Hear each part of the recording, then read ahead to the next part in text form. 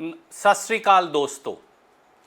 क्या नाटकबाजी, ड्रामा, चुटकुले, लतीफ़े गंभीर शासन के बदलाव हो सकते हैं? क्या केवल चुटकुले सुनाकर या सत्य बोलने वालों का मजाक उड़ाकर ही किसी प्रांत की सरकार चलाई जा सकती है? क्या 5 साल खत्म होने पर बहनों और माताओं को ठगने और बरगलाने का धंधा किया जा सकता है? ये कुछ सवाल हैं जो पंजाब की हमारी बहनें और माताएं श्रीमान भगवंत मान और आम आदमी पार्टी की सरकार से पूछना चाहते हैं।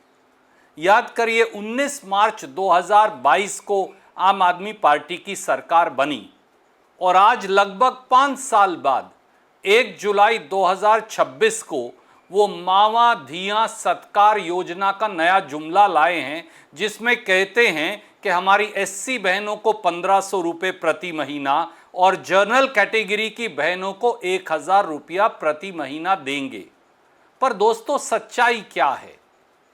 क्या ये सही है कि भगवंत मान सरकार के पास इस स्कीम के लिए पैसा ही नहीं? क्या ये सही नहीं कि 5 साल तक भगवंत मान और आम आदमी पार्टी सरकार ने हमारी माताओं और बहनों के बारे में सोचा ही नहीं, और अब जब चुनाव आ गया तो मोदी जी की तरह एक चुनावी जुमला घड़ रहे हैं?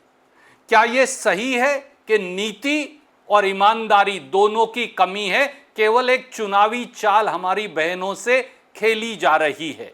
क्या ये सही है कि जैसे बीजेपी ने महाराष्ट्र में, हरियाणा में, बिहार में लोगों का और हमारी बहनों को बरगलाया, उसी तरह से अब बीजेपी से ये बरगलाने का पाठ सीखकर आम आदमी पार्टी भी पंजाब में यही करने वाली है? आइए देखें। 21,472 करोड़ रुपया, दोबारा सुनिए, 21,472 करोड़ रुपया चाहिए अगर पंजाब की माताओं और बहनों को 1000 और 1500 रुपया देना है तो। वो कैसे? अगर 2011 की जनगणना देखें तो पंजाब में 1,31,00,000 महिलाएं थी। 2026 की अगर जनगणना देखें अनुमानित, तो पंजाब में 1,51,00,000 माताएं और बहनें हैं, जिनमें 37% हमारी दलित माताएं और बहनें हैं, यानी 95,13,000 जनरल कैटेगरी और लगभग 55,86,000 जो हैं अनुसूचित जाति की हमारी माताएं और बहनें हैं।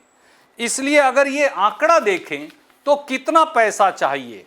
सामान्य श्रेणी की बहनों के लिए सालाना 11,415 करोड़ रुपया और अनुसूचित जाति की बहनों के लिए 10,056 करोड़ रुपया, यानी 21,472 करोड़ रुपया चाहिए।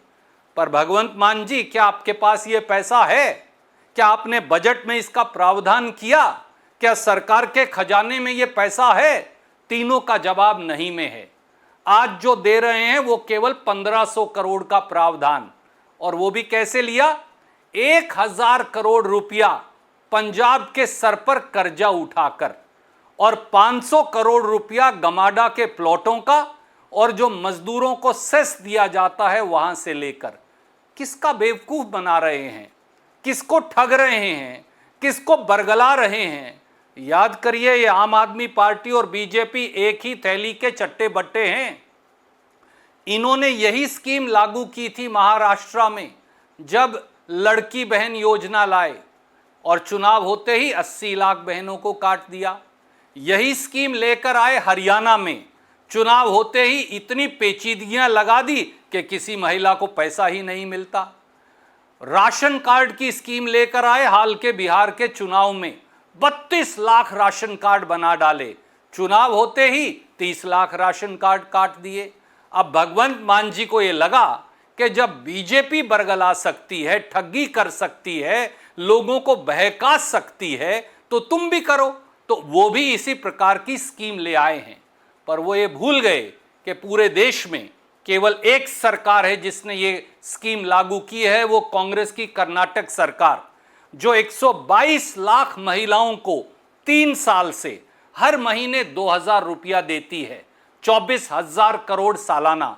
भगवंत मान जी की तरह नहीं, बीजेपी की तरह नहीं कि चुनाव आए तो चुनावी सब्जबाग बिछाओ और बाद में लोगों को छलते जाओ।